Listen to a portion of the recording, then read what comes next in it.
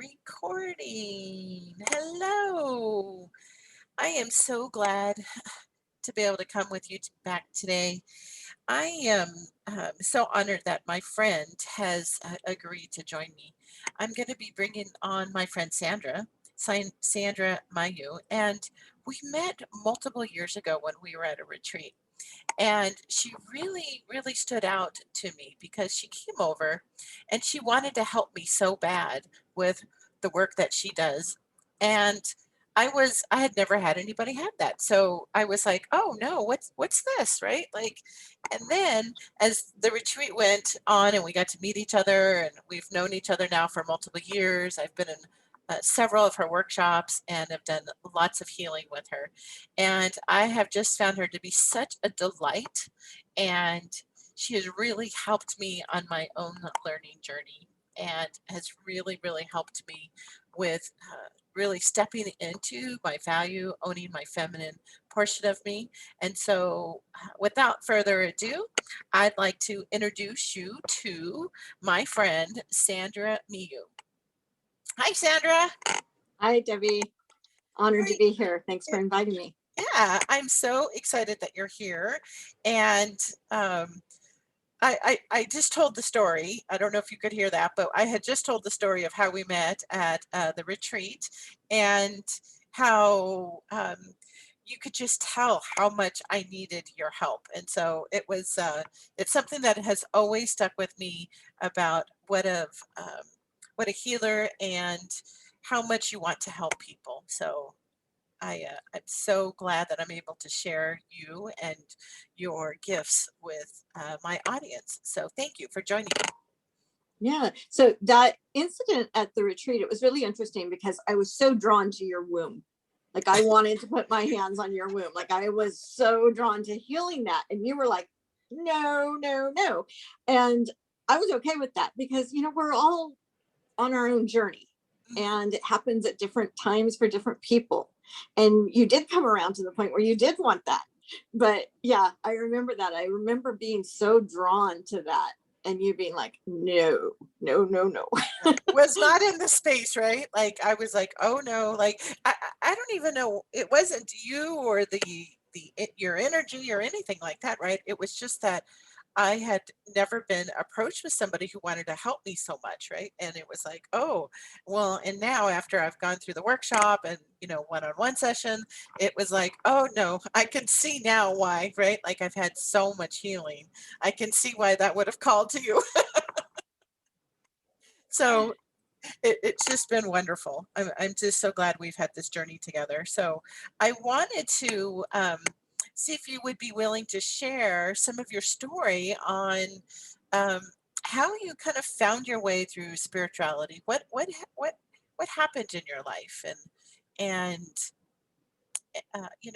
be willing to share as much as you feel comfortable with. And I would love to be able to understand your journey.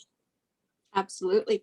So I grew up with a mom who had a new age mentality. Now they call it woo woo. Back then it was new age. And so she would walk up to us kids. I have two brothers. I'm in the middle. And she would say, you guys need your energy fluffed. You look down. And she would like move her hands around our aura and like fluff our energy. And if we would fight, she would say, if you guys can't get along in this life, you're just coming back in the next one and doing it all over again. So I was kind of raised with a lot of those beliefs, like reincarnation and herb healing and things like that. So it was very natural to me. I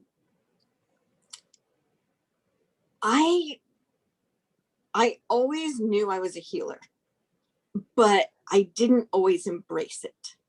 So back in the 90s, was it 94, I started Reiki training. So back then, no one knew what Reiki was. It was a really brand new concept in the United States.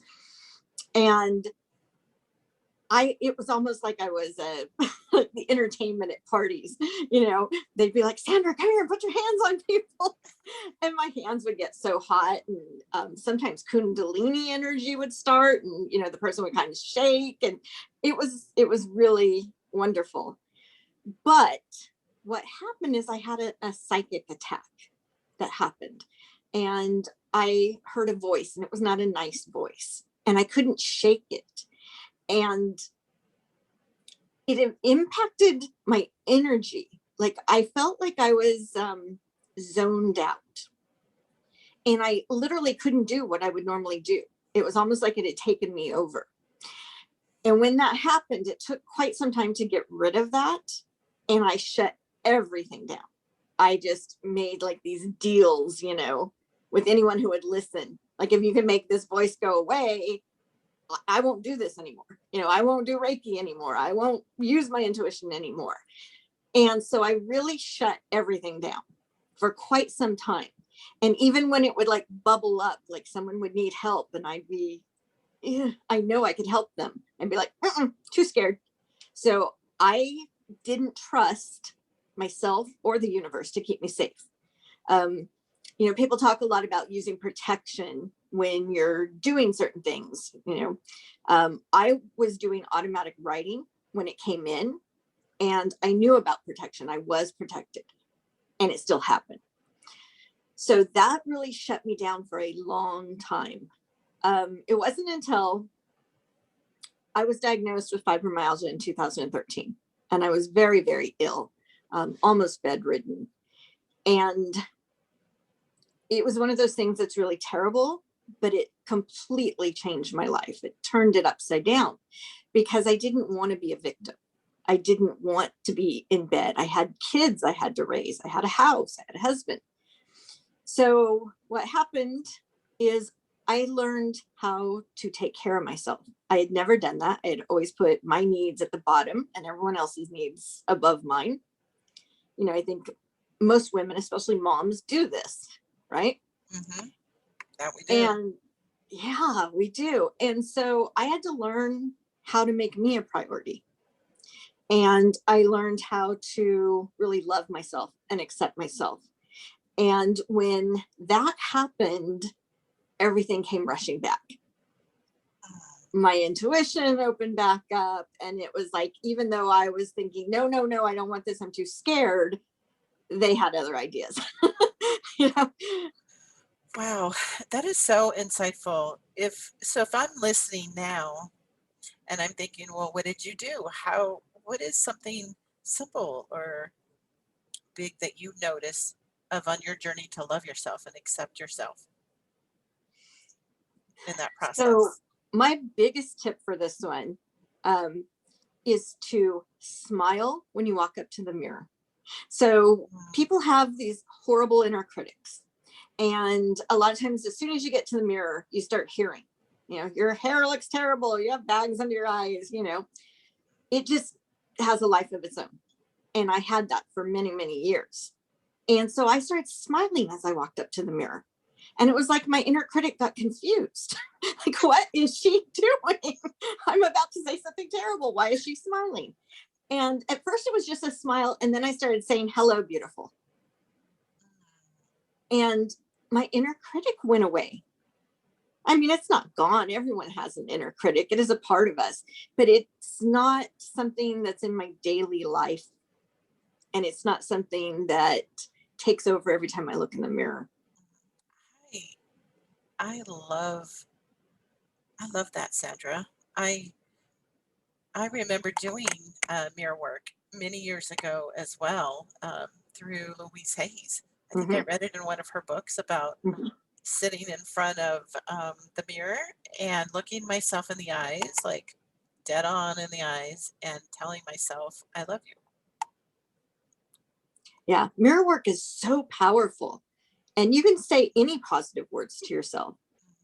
And it just seems to seep in very deeply. Yeah, because we all have that need to be loved, and we all have that need to be lovable. And yet so many of us, suffer from that. We feel like we're not in some way. Exactly. Oh, I love that tip. I think that would be powerful for anybody to try. Be brave. Try mirror work. It really is an act of bravery. Nobody will know you're doing it. Exactly. So, Nobody knows. so on your journey, then you started to really discover your own worth and your own value, and then you decided to step back in. How did that? What happened there? Was there something um, you wanted to help yourself get out of bed? And I hired my first life coach in 2015. And she kept saying, you're going to become a coach. You're going to be an amazing coach. And I thought, what is she talking about? No, I'm not interested in that. I want her to help me. And I was in Weight Watchers at the time. And I was at a meeting. And the leader was talking, I'll make this a really short story. The leader was talking about how she couldn't put on a swimsuit because she couldn't be seen like that. She couldn't be seen in a swimsuit because she knew everyone would judge her and make fun of her. And she said, and I know everyone in this room feels the same way. And there were about 15 women there. And I outweighed every one of them by at least 50 pounds. And I raised my hand and said, nope, I go swimming. I put a swimsuit on. And the leader started crying and everyone else started crying. And the leader said, can you come up here and tell us how you do that? And something in me that day shifted. And I thought, this is terrible that these women, at least half the women in there were at their goal weight, and they still don't feel worthy. They still don't feel beautiful. They still don't feel powerful or strong or any of that. And I thought, I have to help women see that that's who they are. oh, Sandra, I just got goosebumps. You were at your ideal weight, a room full of women at their ideal weight, and nobody wants to put on a swimsuit. Oh my Because they'll gosh. be judged. And it Yeah. makes you wonder, right? Where's the judgment? Yourself? All that self-judgment that we put upon ourselves as women.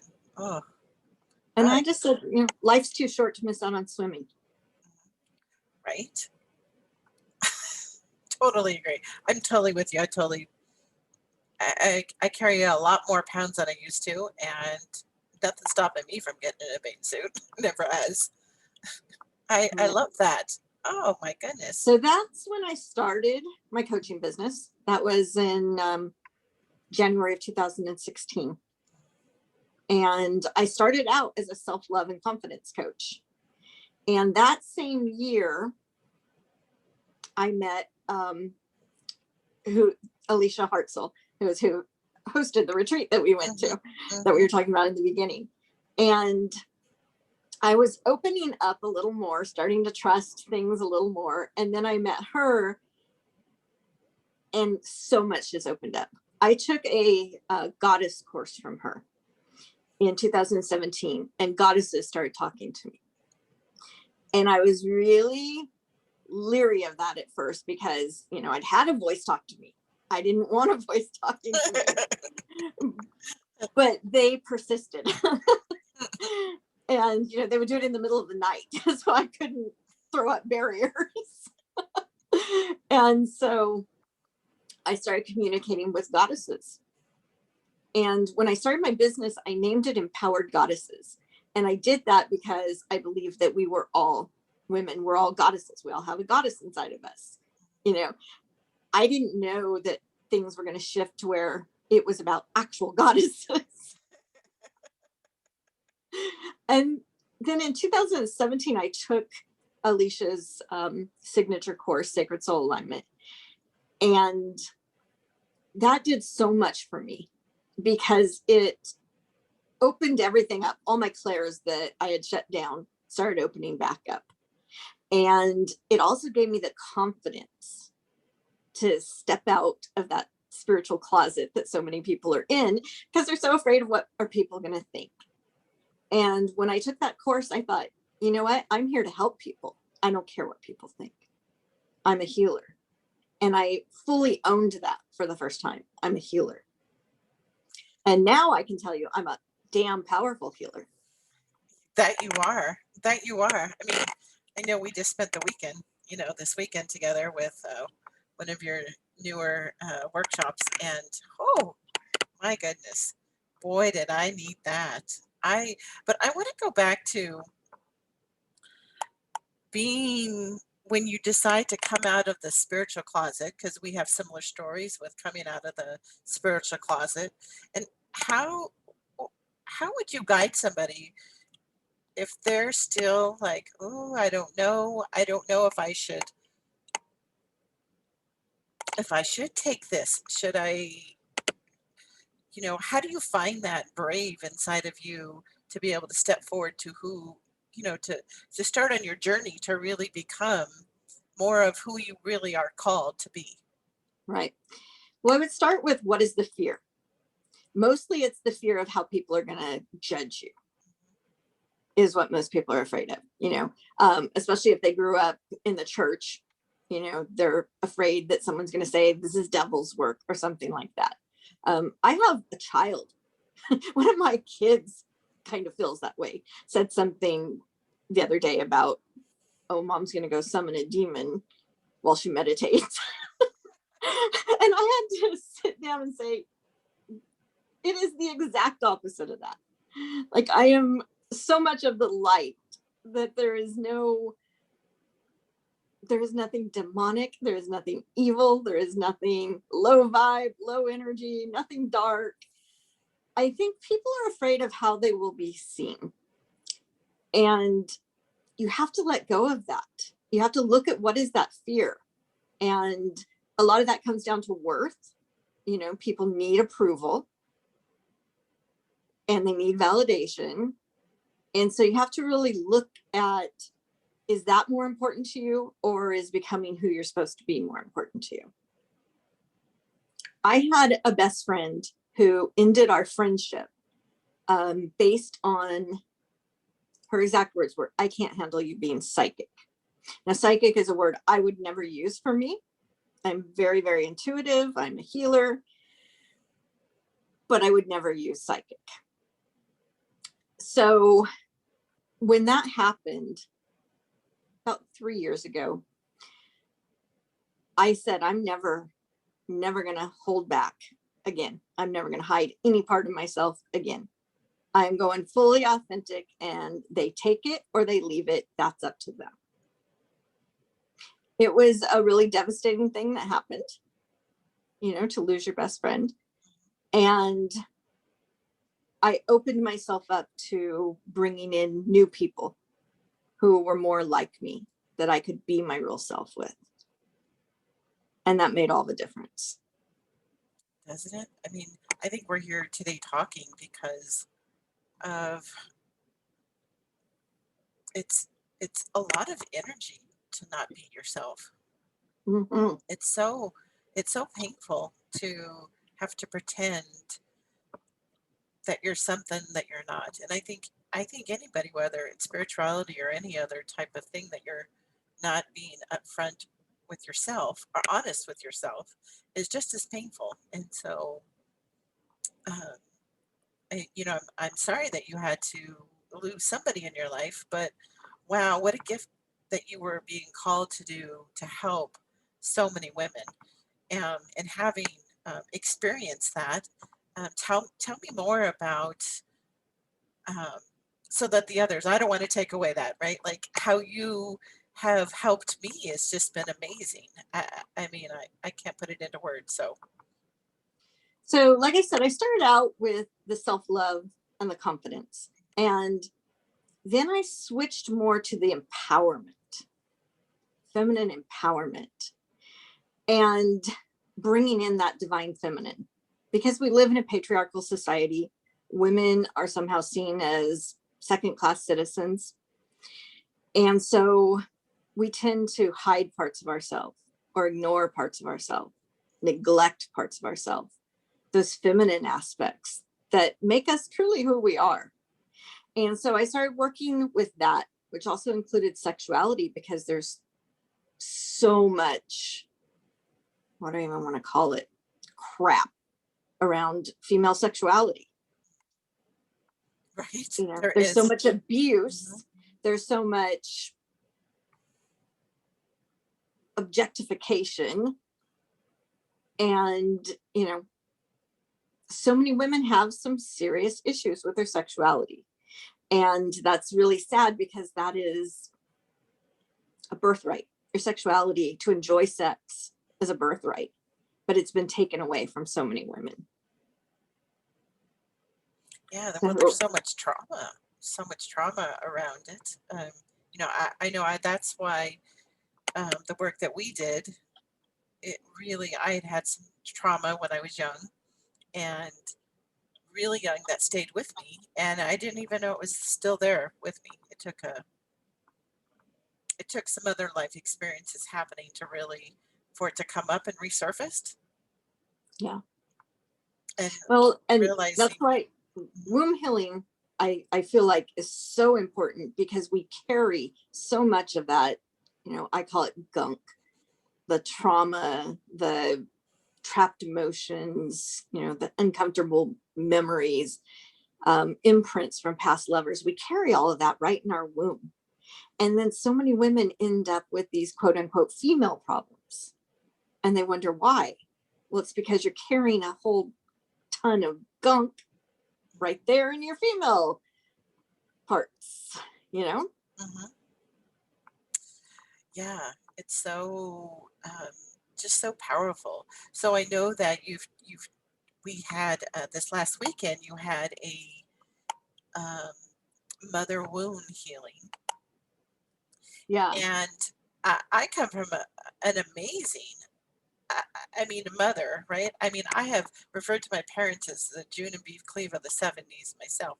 That was my household, right? Like my parents did everything that they could for us, right? In a working class home, and there wasn't any type of an abuse or addiction or anything, right? Like my parents both did stuff, came home, their lives were centered around us. We went on our little vacations. I mean, and yet there was stuff that still needed to be healed that I had carried in ancestrally. Right. And I came from a similar background. I mean, my mom was my best friend. And it wasn't until someone asked me to do that particular workshop. And when I started doing the research, I went, oh, crap, I have a lot of wounding too. I had a great mom and I still had a lot of wounding. So, women, we carry a lot of wounding, and a lot of it does come through our ancestral line, our, our female ancestral line in particular. So I know some of the people listening are like, "What? What are you guys talking about? Like ancestral line? How would you describe it, Sandra? Like, So, my way of describing it is, imagine your mom's mom, your grandma, is pregnant with your mom. So, a little baby mom fetus is inside of grandma. Well, the egg that's going to become you is inside of that fetus. So, at that point, all three of you are sharing one body. You're sharing cells, blood, and you're sharing an exchange of DNA. And trauma is carried in our DNA. So, at that time, you picked up your grandma's trauma and her mom's trauma and her mom's trauma, and so on and so on and so on, all the way back.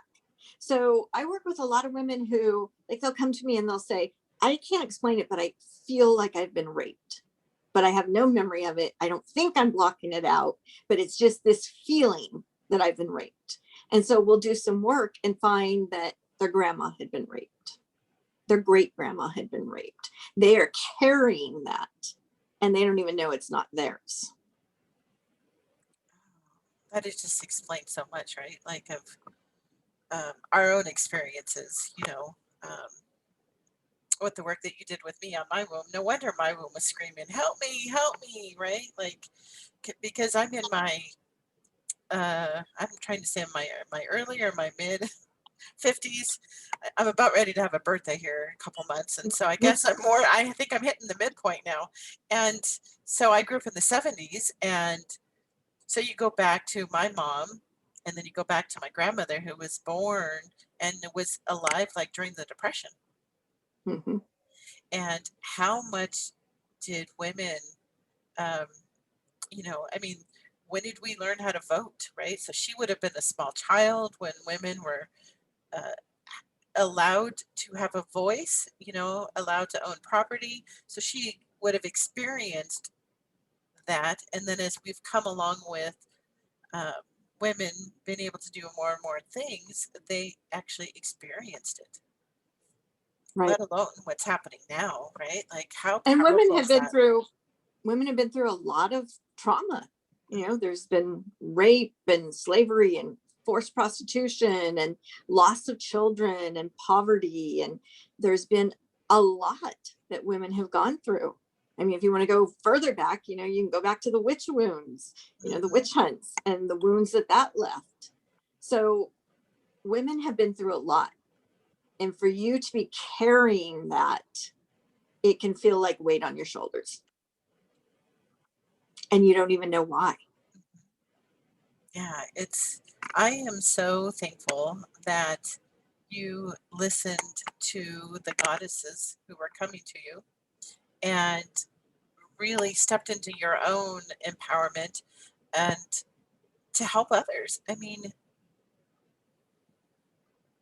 it's so, I mean, what if you and I and so many others don't step forward? Like the world is waiting for the gifts that you have. Yeah. I feel like when you don't become who you're meant to be, you are cheating the world because they have problems that you can solve, that you yourself can solve. It's your own personal magic. And if you don't step into that, if you don't embrace that, then you're leaving those people unhealed. And I want to say, they're responsible for their healing. I mean, as a healer of any kind, you're there to help someone heal. You're there to facilitate the healing. But healing's always done on our own. We do the healing. We either allow it to happen or we don't allow it to happen. You know, I don't think I've shared this with you since one of the sessions that happened last year. There was so much clearing. And one of the things that I have really embraced since our work had begun was that I find it easier to become and stay into my more feminine side of me. So I have, you know, I had a career in high tech and in healthcare and leadership roles where you know, it's get things done, right? Very masculine, get shit done mode. And you know, do, right? Which is what so many women do, right? Because we're Right. so multitasking. And so it's harder to, you know, be in that more feminine role. And what I've realized since I've worked is I've been going on, like I find that it's easier. Uh, It's so much easier for me to embrace that um, more calm, that more feminine, the more you know, letting go of some of the shame I had about things that had happened to me that really weren't of my doing. It wasn't like I did anything wrong, right? Right. I wasn't like this bad girl. Something, these events had occurred and I was really kind of taken advantage of.